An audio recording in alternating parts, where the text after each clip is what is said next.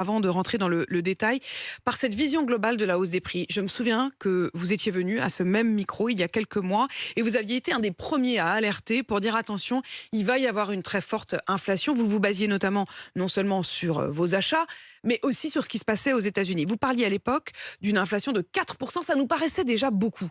Quand on regarde l'Allemagne et l'Espagne qui ont annoncé hier 9,8% d'inflation pour l'Espagne, 7,3% pour l'Allemagne, est-ce que vous allez revoir à la hausse votre prévision d'inflation? Ah oui, oui, oui. Je pense que d'abord, rappelez-vous, tous les institutionnels, de Christine Lagarde aux économistes bien connus, y compris qui viennent quelquefois à votre invitation sur les plateaux, avaient dit ce sera éphémère, il n'y aura pas cette inflation-là.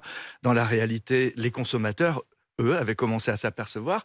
Il y avait des articles sur le prix des pâtes qui avaient augmenté de plus de 30% déjà en décembre. C'était bien avant la guerre de l'Ukraine. Le carburant, il augmente depuis décembre. Le gasoil a pris 50 centimes depuis décembre. C'est pas la guerre de l'Ukraine.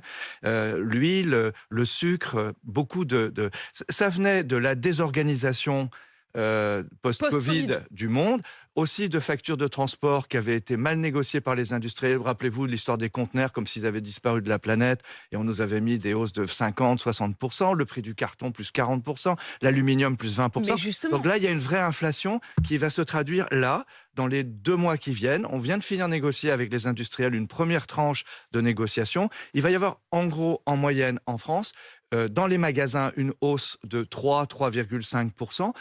On la temporise. La concurrence entre Leclerc, Intermarché, Lidl fait que on ne veut pas être les premiers à augmenter, mais c'est vrai qu'il va y avoir une inflation que les consommateurs ont commencé à constater. Par contre, toute l'inflation qu'on nous met euh, en perspective sur l'Ukraine, à partir de l'Ukraine et ce qui se passe autour de la mer Noire, ça c'est encore purement spéculatif et il n'y a pas de raison de céder à la panique. ça veut